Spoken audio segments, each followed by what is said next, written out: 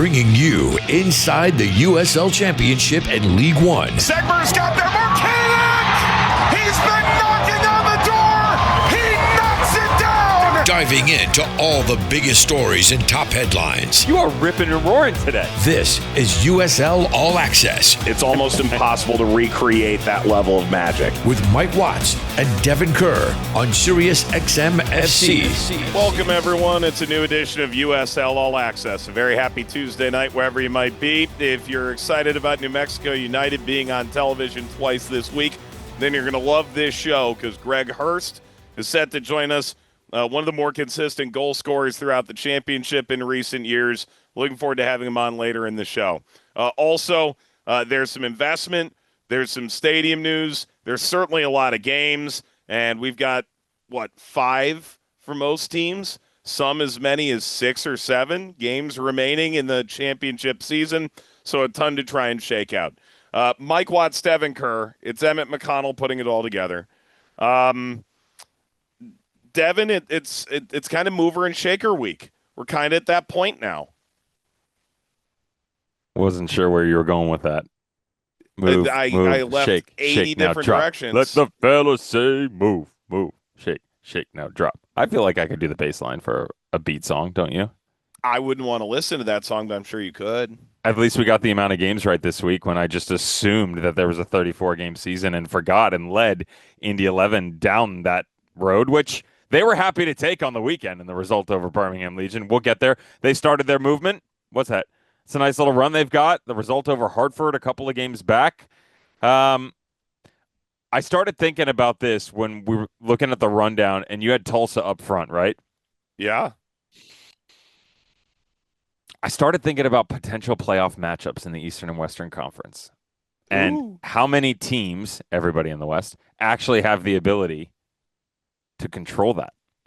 East is a very different conversation. And I thought it would be fun to just sort of speculate as we went through who would Tulsa want to play, for instance, right? Who does Louisville actually want to face in the first round? Who do they not, being the biggest threat? You talk about moving week. I just think it's interesting the way that these things are starting to play themselves out. It's a very 3-horse race, we'll say, at the bottom of the Eastern Conference. Depending on what goes on with the Pittsburgh Riverhounds. There were some on-the-field, off-the-field antics on the weekend we need to discuss, but certainly a lot to take in. Yeah, I don't want to see Pittsburgh or Rhode Island if I had to choose, or Louisville City. If I were Tulsa, I wouldn't want Colorado Springs or Phoenix. Let's go right into it. If you're Louisville, you don't want to see Rhode Island because of the history, even though they basically wiped the floor with them this year. Nothing to do with this year. Has everything to do with last year. Agreed. Here's what I would say, though. Do you think, based upon the vengeance that Louisville would want, combined with how well they beat the you-know-what off of them this year, that benefits Louisville? It could. I feel like Rhode Island might coast into the first round in the 8th round seed in the 8th seed and go, oh man, you got to be kidding me. Like, we kicked, we scraped, we did everything we could to get to this point to face them again. They're starting to get some of these 1-0 results, and we'll talk about it later, that just sort of make me think they're figuring out how to be the gritty team that picks up points that they were at the tail end of last season. I don't think they are at the level of last season at all. No, they're nowhere near that level. That team could score goals. I said it. Well, we're there. I mean, it's fair. I'm with you on the 1-0. Listen, it's important, right? It's important to be able to grind out results. Required. They put themselves in that position 3 of the last 5, right there in the 8th spot. I agree. I do think there is the mental side that may have flipped here, though. Hartford is another one for Rhode Island that, to me, could be a bogey. Not saying that they're going to face off against each other. If Rhode Island's getting in, it's more than likely going to be the 8 or 7. Well, and that's why I bring that up. Like, Hartford's not second round is the earliest you'd see them, and you may not see them till the conference final. Yeah. I could easily see Hartford finish 3rd, and all of a sudden you wouldn't see them till a conference final if Charleston were to somehow lose that game. Anywho, Dev, let's chat about a couple. Let's get jiggy with it here for a moment. Tulsa. Is this whole segment or is this whole episode going to have some sort of song theme to it? It could. I just did that on the weekend in another game. Did you? I did. You didn't I go did a back down the whole. Taylor Swift road again, did you? No, I did a whole '90s band sneak. Mike, Outcast, I must U2. warn you. Uh, we said Tulsa was going to be up front, and here we are 5 minutes into the show. Tulsa clinched. Boom! Right out of the gate. 47 points, 25 games, 5 games remaining, and they're already in the playoffs, and they do it before the calendar turns to October. They only finished with 38 points last year in 34 games, which caused them to ultimately miss the playoffs by the equivalent of about 2 games. And they had some really decent moments during that season. Like Blair had them in a reasonable place for like 3 months, but they dug too deep a hole at the outset. Totally different this year. Tulsa, one loss in the league since May 3rd. It was at Colorado Springs, end of August, as the Switchbacks found their form. Interestingly to me, and I know they don't care, and I know it's sort of the nature of the league now, but I think it underscores it. Tulsa won possession in their games 7 times in 25. It's controlling games without the ball. They are 10-1-7 this year when they do not have more of the ball. 3-3-1 when they do. Calhera, leading scorer, 12 goals. 6 of them are penalties. So they have no player with more than 6 goals from the run of play. They allowed 27 goals after conceding 48 last season. Last year, they finished 3-8-3 in their last 14, which is about a third of the season. This year would be about a half. They never had that dip. Dev, I'll have you jump in on this, but like defensively sturdy, win games without the ball, effective pressing, spread their goal scoring out. Like they did this the old-fashioned way a little bit. 14 different goal scorers out of 26 players who have made an appearance this year, 15 who have a goal contribution overall. Out of those 15, only 3 players have either a single goal and 0 assists or 1 assist, or 1 assist and no goals. That means that the other 12, Mike, they're churning out multiple spots on the field where they're productive. Sure, it's not an out-and-out runaway, this is our guy, that's our guy. And I say that of all due respect to Taylor Calhera, who I've been all season long very vocal about being a fan of his. Since he came out of college, how he would fit into a system, giving him a chance. 6 penalties is something to look at. I would make the argument that I can remember 3 off the top of my head of He won. how they got to that point. Thank you very much. And they came through Taylor Calhera getting himself open and being taken down in the box. So knock it down as 9. I remember them. I'm not going to say he was 100% going to hit the back of the net because the highest XG that you're going to gain in any situation inside the 18 is from the penalty mark, but it felt like that. That still puts him at 9. That's still a really good number. Always want a double-digit goal scorer for sure.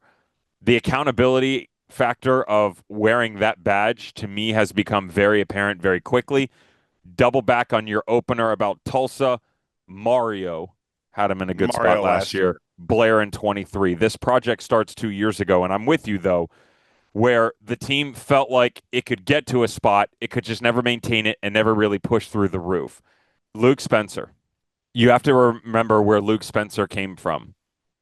Louisville City, yes, but being the guy as the striker, really in that 2017 season for the majority of the year, Mike, remember the torch is passed at the end of the season in the final. Cam Lancaster scores the winning goal. Swope Park Rangers, see you later. Back-to-back results in 2018.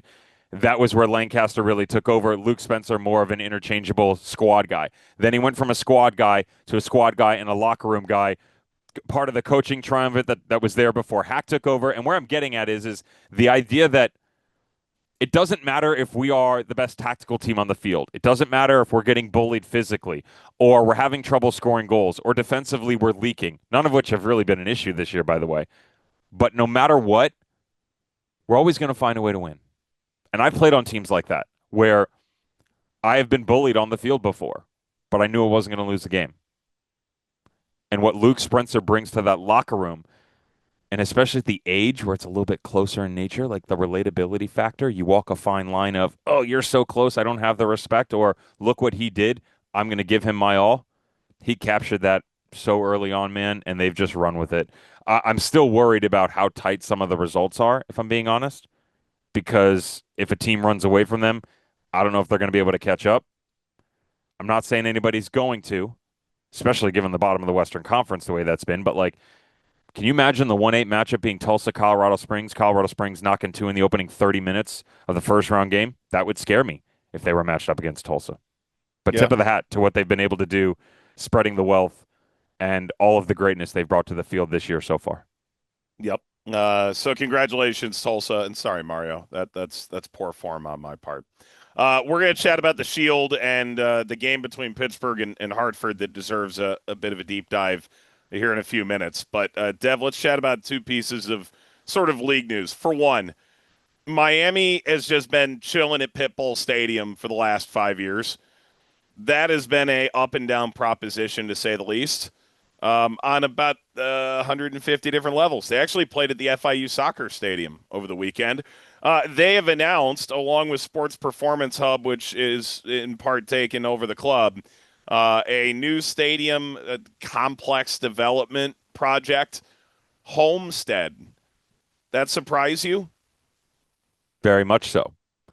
But also no. The first part, very much so, based upon the fact that Miami FC haven't exactly been lighting up any attendance records, right? That the location of which they want to call their home has never really been there either, given the affiliations you just talked about. I would say that it doesn't surprise me because of the mixed-use facility that I have a sneaky suspicion could be joined into this. So if you remember, we go back about 4 or 5 months. There was an announcement that a mixed-use facility of fields, both championship caliber and training, were going to be put together down in this very similar area. They said current pro athletes have invested in it. No names.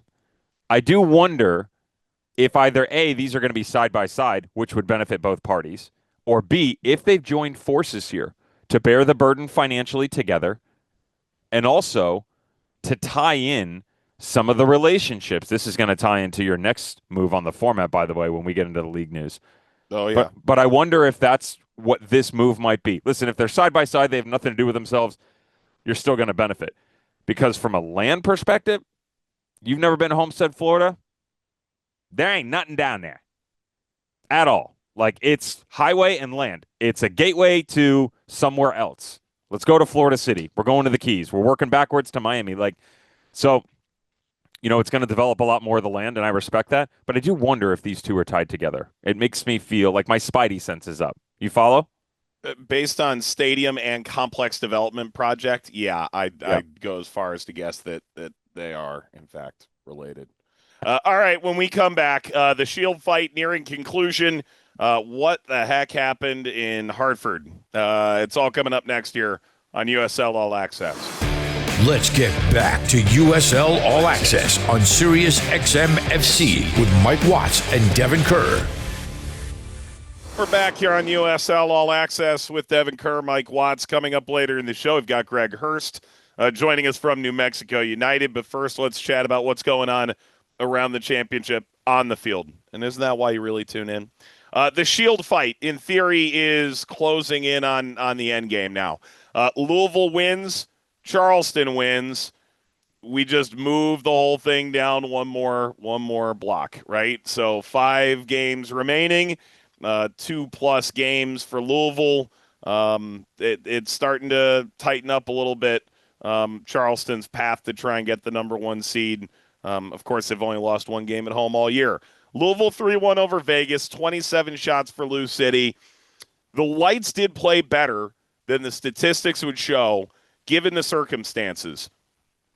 That circumstance is Tommy McNamara gets hit from the side, goes down onto essentially his shoulder blades, and up kicks Aiden McFadden in the face, or attempted to. The kind of kick out that immediately gets you sent off from a game. And so it was.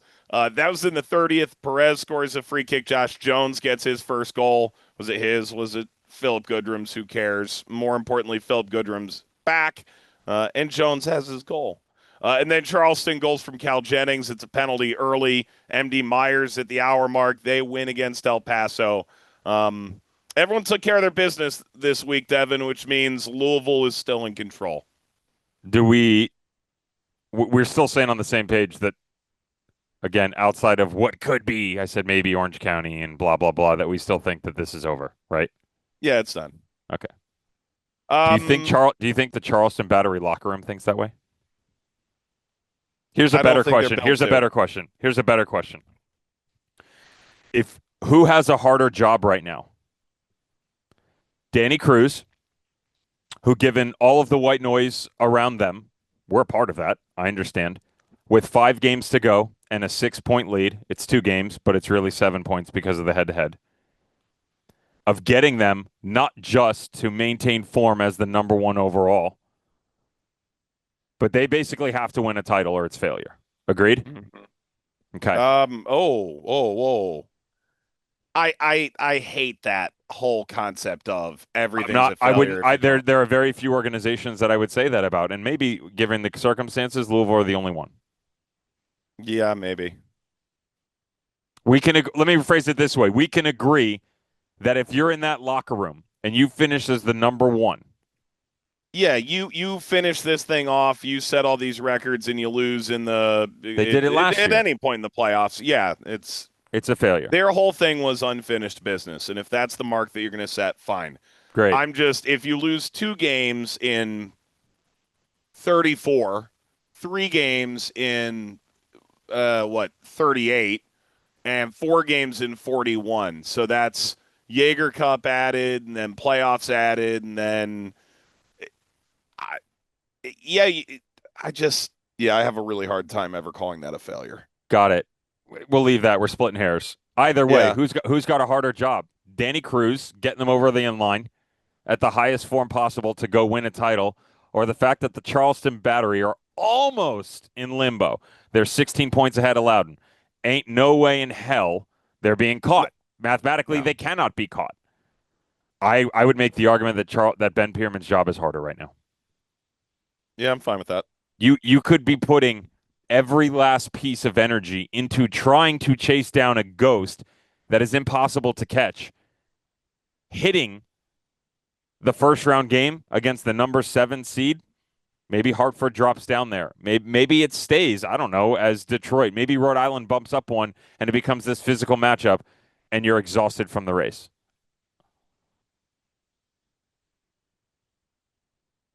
Doesn't matter to you? No. I'm glad we started this conversation. There are times that I walk away from being with you that I just feel like I don't know if my life could carry any more worth. Okay. I look at Ben and I would say he's got the tougher job from smaller roster, but Danny's side is beat up anyways. They're both going to end up coasting in over the last, I'd say they'll probably end up being 4. It'll end up being 3 games that Louisville will be able to say we've done the job. I think. I don't think it's going to be more than 3. Yeah. So, and to be clear, I know you feel the same about this. I put a lot more value into what is, I get it, 30 games this year, but 34 normally compared to the 4-game run that's the postseason. Yeah. We don't sit here and talk about the body of work that were the 2019 Real Monarchs. No. Talk about that 2019 team. We probably more regularly reference the fact of who lost to them, Lou City in the final, of Phoenix and what they did in the regular season compared to the team that won it. Case in point. Right. Lead us on. All right, Dev, let's chat about what happened between Pittsburgh and Hartford. The game is officially abandoned in stoppage time. Pittsburgh walks away with a 2-1 win, so all in the 3rd. Chase Boone, winner in the 89th. Adrian Dees-Pay in the 11th. Fine. There's the game. As it concluded, or lack thereof, did not conclude on the field, Hartford said they were not comfortable finishing the match following a verbal on-field exchange between a Pittsburgh and Hartford player. I'm going to say this. Neither team named any players involved. And so outside of saying Marlon Hairston was the one who raised the concern, I'm not going to get into that either, right? I think it's pretty obvious watching the tape what the on-field altercation is. But the reason why I'm not going to say names here is the following sentence. Hartford has twice now publicly asked the league to investigate the matter. I've been told that there is an investigation ongoing. The Riverhounds denied any players used discriminatory language. I'm going to wait, as we have in all these instances, until there's an investigation done. In no way does that serve to say the experience of Marlon Hairston is anything other than abhorrent that he went through it. No matter who it came from or what the circumstance was that led to it. So good on Hartford there were still 6 minutes left to try and go get points out of this. Stand on principle. Good for you. Similar to San Diego, 4 years ago? Yeah. They're going to end up paying a price in the standings for that. But I give them immense credit. If it goes that way. So that's where I was going to ask you first was, okay, so we had the Junior Fleming's Colin Martin incident, Phoenix and San Diego a couple years ago. I don't know if you remember this. Omar Ontiveros, when he was at LA Galaxy 2, used the racial slur. So, number one, I'll tell you, man, I never find myself in either situation where my brain would go that way, which is perplexing to me, but also understanding that different cultures, not agreeing with, understanding that different cultures utilize words in a different way. Does the time at which the game is abandoned have any effect in your mind on what would happen in the standings? And the reason that I ask is San Diego walking off of that field. San Diego walking off of that field and saying, San Diego were going to win that game, by the way. So that's why I say that. They were going to win that game, and it was just the way that the game was going. I get it, Pittsburgh's in front.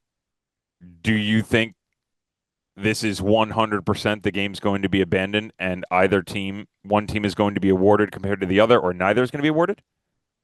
I'd be surprised, given the game got past 75 minutes, I would be very surprised by that. You would be surprised if no one got anything, right? Yeah. Got it. Okay. You wouldn't be surprised if Pittsburgh got the points, though. So you think they're gonna give my assumption is the game is in essence complete. Got it. I do as well. I just want to make sure, because the precedent that was set years ago and the time mark that you hit, you hope it stays the same route. Go back to the beginning of where I started here. I don't get it, Mike, as to how this comes up. There are just so many expletives in the English language, even foreign languages, that you can utilize to your advantage. Why this way? Mm-hmm. I don't understand it, man. I'm from the Midwest in Omaha, Nebraska, a middle America kid. I'm not making it about me. I'm just saying, I was around all that kind of stuff. To me, it's about a choice within the individual. And if it happened, it's a shame. It really is. And it makes me sad for both people that are involved, assuming, again, that it did happen. Because there's the one side where someone is the aggressor, and that comes from a place that you never want to exist with an individual. And then there's the other side, the person who is on the negative side of it, right? Who's probably not experiencing that for the first time in their life. And I'm not going to assume for any culture, for any color, that I've experienced that before, nor that they've experienced what I've experienced. What I'm saying is just trying to put a certain level of understanding out there on both sides of it, that it's wrong. Absolutely. Let's help that person if it happened. It's really messed up. Absolutely. Let's help that person because it's probably happened to him before. Let's get rid of it. It's just stupid to me if it happened. Super unfortunate that we're having this conversation for probably 4, 5, 6 times that this has occurred over the last 5 years. All BS aside, can I tell you one of the most overutilized words in the English language that we should have used in this situation instead? I hate you.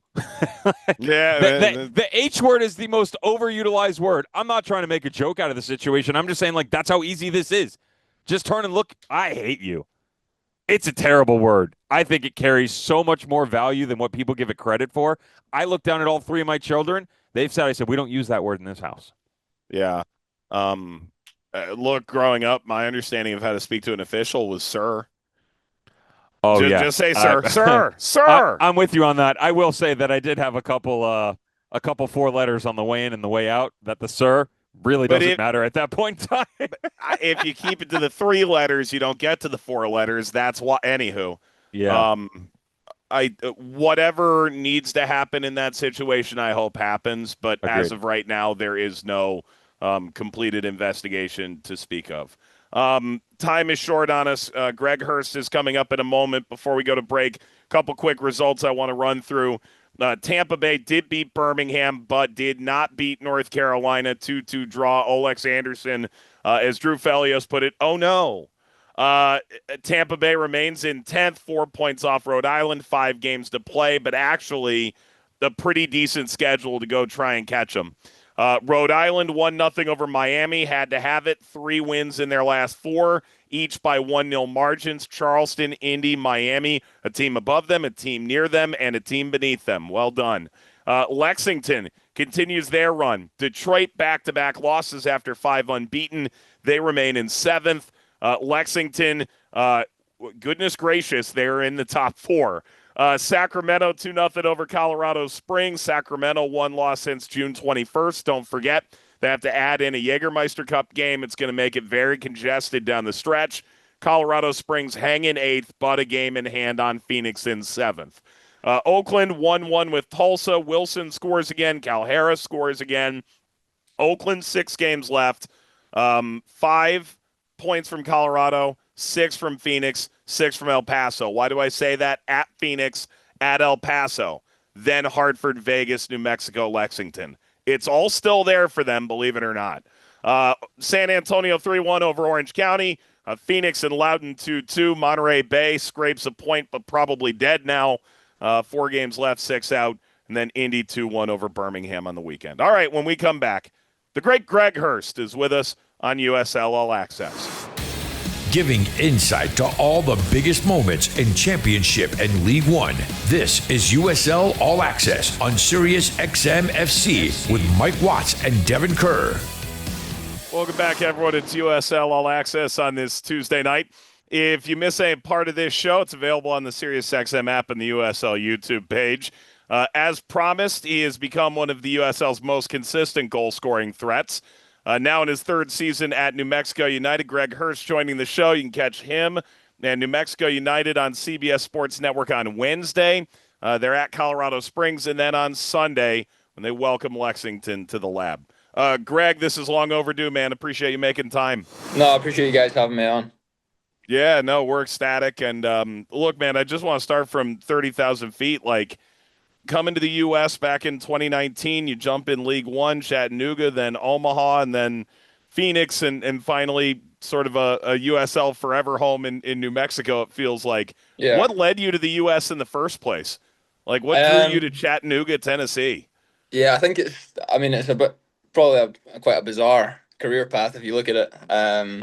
But I think I was just kind of getting a bit bored of football back home. Wanted something new.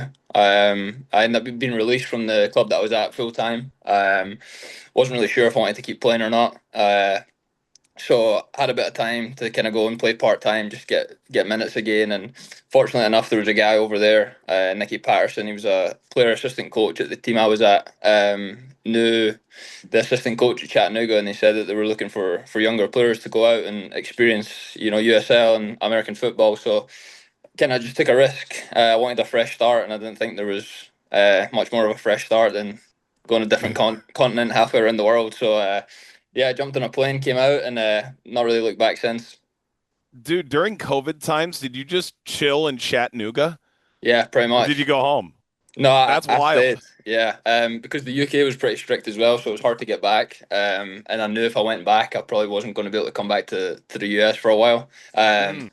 Chattanooga was probably one of the better places to be during that time. There wasn't really much shut down or anything. It was pretty, relaxed. So it wasn't I definitely didn't have like a terrible experience during COVID. Obviously, there was no football, which was tough. So try to stay fit and everything was an issue. But yeah, I feel pretty lucky that I didn't have the experience that I know a lot of people had. If it was lax in Chattanooga, I got to know what people were saying about Florida, trying to make light of the situation because Florida was a whole nother world during COVID, man. Yeah, Obviously, there was points we were there and we were like, I it's don't know what's going on really. yeah. So you leave Chattanooga. Special thanks for your time. I'm a Omaha, Nebraska native, so I got Nuhu over my right shoulder here. Love what you did for our boys, Union Omaha, and then you jump into the championship with Phoenix Rising. I still cannot figure out the 22 season in the best of ways. I went back and looked in the roster. Dear Lord, were you guys freaking loaded, man? I mean, the attacking firepower. You, Santi Moar, Marcus Epps, Joey Calistri, J.J. Williams. I mean, people would hope for one of you guys. I think the question I want to go with, though, and that's just on the front line, is what's your favorite memory about the time you spent during Phoenix Rising before you went to New Mexico United? For me, the one that jumps out immediately was the double I scored against San Antonio.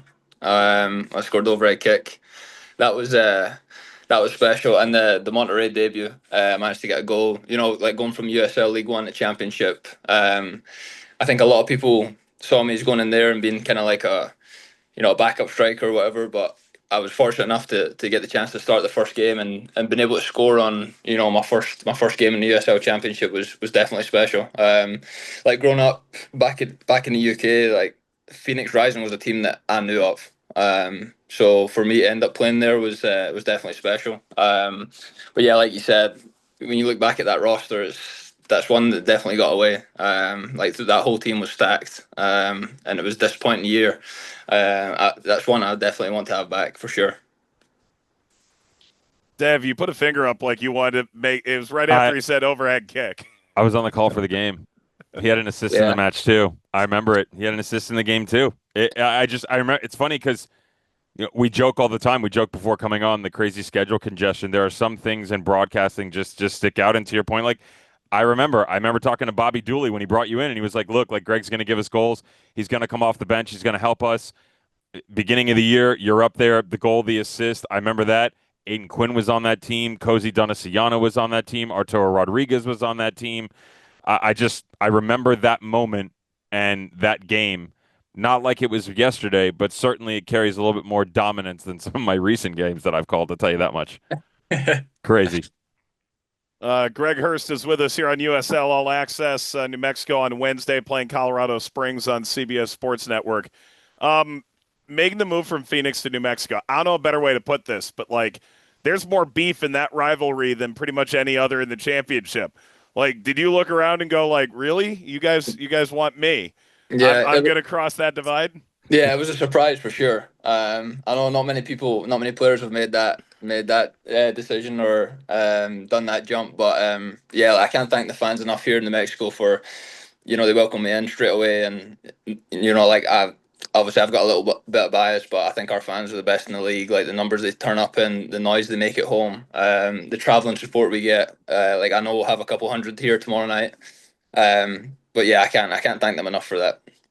You're one of 5, by the way, in the history of this league. I reached out to USL Championship guru Nicholas Murray of players that have donned the badge for both New Mexico United and Phoenix Rising. Kev Frater, Sam Hamilton, Loney, by the way, but still yourself, Santi Moar, and then most recently Carl Sainty. I'm curious the way that it's gone from coach to coach in a good way. Some really good footballing minds that have come through there. You were kind of a part of that spot where Troy had just left and gone to Red Bulls to be an assistant. Zach Prince had taken over late in the year before. You come in, you've got Zach Prince. Zach Prince departs, Eric Quill takes over, and of course now Dennis Sanchez in charge. Can you maybe describe the path with all 3 of them and how they've shaped you as a footballer? Yeah, it was definitely busy. To be at a club for 3 years and have 3 different coaches, it can change a lot. But like I think as we've shown over the last few years, we've been doing well. We've been progressing every time. So, when I first came in, it was kind of just settling in and getting used to, what New Mexico was. And then obviously Eric Will came in, and I played against him a lot in League One when he was at North Texas. So we had a connection there. All like very different managers, but all wanted the same thing and wanted New Mexico to finally be a team that was, competing to win. And look back on that, and I feel like we are in a good spot now where we're getting taken seriously. And there's so much confidence in our group, and that's been instilled in us through all the coaches. So definitely on the good path right now. Greg, go back to the beginning of the year. I remember it. I remember watching the second game of the season live. But three starts, 3 goals. Right away you were out of the blocks. You were flying. For people that don't know, Greg picked up a hernia. You had sports hernia surgery. You were out. I think it was like 94 days. You missed exactly 3 months on the dot till your next appearance in a match. Had a buddy that was over at Sparta Prague when I did my knee the first time. I remember everything he went through dealing with a sports hernia. We did a lot of rehab and PT together. It's hard. And mentally, you hit some really interesting places. Can you maybe tell us what it was like, how to have such a fast start to the season? You find form, then you have to go through this injury where there's a large portion of that injury you can't do anything. So it's really difficult to handle. Yeah, I mean, obviously coming off the back of a good year last year, I started to, I missed the game against Vegas last year because of the injury. But it was we couldn't really figure it out because there were certain things that weren't lining up with a hernia that were lining up more towards my hip or whatever. So we were trying a lot of different stuff. Came back from the off season, felt pretty good. Obviously started off really well. And then I remember the last game I played, North Carolina, I hit a shot and just immediately knew that I couldn't keep playing. There was something that had to get done. So we figured out it was the hernia. Decided to get the surgery. And like you said, like that first maybe 10 days, it's pretty much nothing. I was fortunate enough that I got to go to a great place. They were awesome. Gave me rehab stuff. I was doing rehab about an hour after the surgery, in the same complex, which was a surprise to me. And then went back in the next day, done some more rehab, and then flew home. But like the whole staff in New Mexico were great with me and helped me through that. But like you said, there's moments where you think you're getting somewhere and then you start to regress a little bit. I had in the back of my head what game I wanted to be back for, and looking back on it now, it was probably not achievable. Like you said, like 3 months out. You can't do it a day after surgery, Greg. Yeah, because like I said, there's times where you're a couple of weeks in and you're flying, like the recovery's going really well, you're making strides, and then all of a sudden something happens that's going to happen eventually, and it knocks you back like a week or two. So yeah, that was difficult, especially I think coming off such a good start. It's an important year for us, an important year for myself. So that definitely weighed a lot. But like I said, I had great support around me, like family, staff, everyone at New Mexico. And luckily enough now I'm back healthy and getting back in the stride again. So can't look back now. Yep, and all the intestines are in all the right places. Greg Hurst is with us here on USL All Access. Look, there's an episode coming out of the experience on the USL YouTube page this week, and it's describing New Mexico's impact, not only the fans but within the community. Rodri Perez directed it. I'm told it's a bit of a tearjerker at that. You already spoke a bit about the fan base in Albuquerque and in New Mexico, but you just speak to, like, I just spoke to Dennis Sanchez within the last hour, and he's talking about, like, there's a higher purpose to this club. What's that mean to you?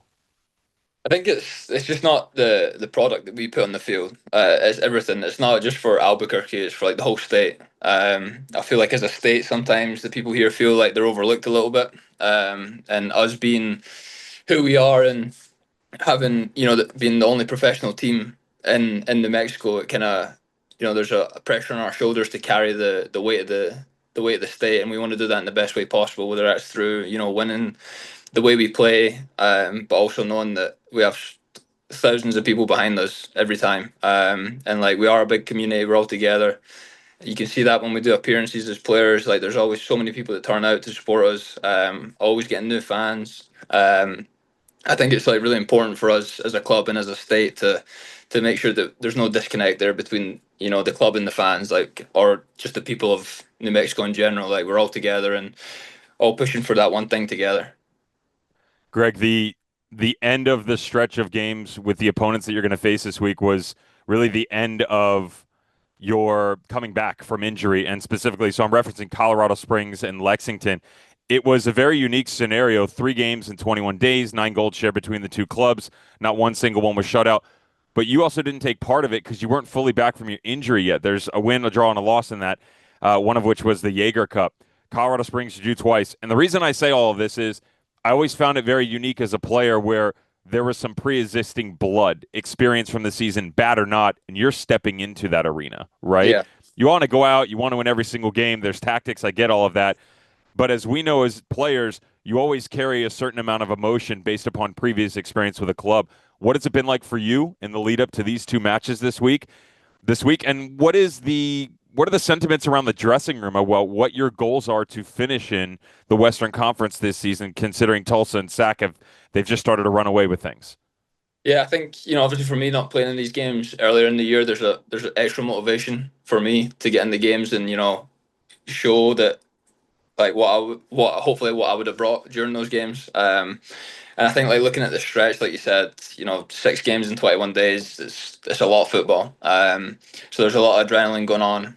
You kind of have to remove yourself from the extra pressure or rivalries or whatever right now because of how busy the schedule's been. But we're just focused on going in there and, picking up as many points as we can. We're still, I think we're better than what we were showing. I think this group has so much potential. So for us, about going in there and starting to make people realize that we're still here to compete. We're in a good spot right now. A couple good results and we're right back up there. So you're always chasing what's above you. But no, we're looking forward to it. We've had some really good results in the last couple of weeks as well that have given us extra confidence. So I think everybody's just looking forward to getting these 2 games done and looking on to what's next. Greg, 2 last questions, both food and beverage related. How do you feel about Iron Brew? I love it. I think it's the best fizzy drink there is. Neil Collins called it liquid bubblegum and liquid gold. What would you describe it as? Liquid gold is probably about as perfect as you can explain it, I think. All right, coming off the beverage, now that we've ventured to the far west of the United States, not really, the green chili, the hatch chili, how do we feel about that? Is it okay with the regrouped intestinal system you got going on over there? Yeah, I mean, I might get some stick from our fans for this, but I'm not a big chili guy. Spicy food at all, or just not the chilies? I don't mind spicy food, but the chili is it's. When I first came here, it was like everywhere I went to get food, there was green chili in it, and I was like, at least like I want like options, This has GoFundMe written it for your next hat trick, by the way, all over it. Chili's on the pitch, 100%. What I will say is Trader Joe's the green chili mac and cheese, and it's phenomenal. So I'm all over that. Turning this around, I love that. Greg, appreciate the time. Look forward to seeing you on Wednesday and on Sunday on CBS SN. All the best to the team and good health as well. Appreciate it. Thank you, guys.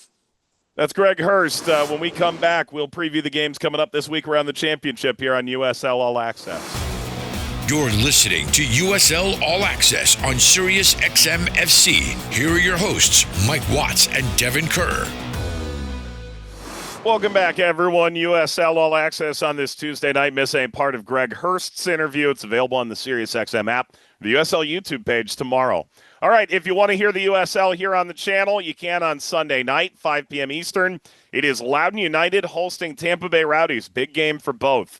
Meanwhile, Devon, 2 games on CBS Sports Network this week. Colorado Springs, New Mexico on Wednesday, 9 p.m. New Mexico welcomes Lexington to the Lab Sunday at 6 p.m. Favorite note on each game? I would say number one, the Sunday game is one that I have to jump out right away. The New Mexico-Lexington game is going to be about ball domination. I think it could turn into a real slugfest, not punching each other, but actually slowing itself down. Who can adjust the best? Lexington holds that card right now. I want to mention one more here just before we go. One of the more intriguing games to me is the Loudoun Rowdies game. And I say that because the Rowdies they're in must-win the rest of the way. They're right there on the playoff line. They've got some momentum, a little bit up and down, but that could be 3 wins from 6, 5 positive results overall. Loudoun cannot pull up off the gas because of all the teams behind them chasing down for that top 4 position, especially North Carolina and Pittsburgh, given their matchup. And let me offer one other game to keep an eye on, the Burke Bowl. Colorado Springs and Hartford, 8 p.m. on Saturday night. Huge game for Switchbacks. especially if they don't take points on Wednesday against New Mexico. Orange County, when they kick off at 10 p.m. on Saturday, will either have 3 games in hand on the Switchbacks in 8th, and they will be either 2 points or up to 8 points back. It's up to Colorado Springs to decide which. Just saying. There's the finance background. You and I both know I'm not about to do that math that quickly. Got you. Thank you very much. Dev, did you learn anything? I learned that it is possible for your college background, my current state of mind, which includes my current portfolio, and USL's investment to all become intertwined. Who knew? What a beautiful world. Yeah. I didn't learn a damn thing. Not a single thing. I'm sorry. For Devin, Emmett, Mike, we'll talk to you again next Tuesday night. We'll do better, I promise. So long. This is USL All Access. If you missed any portion of the program, listen back anytime on the SXM app.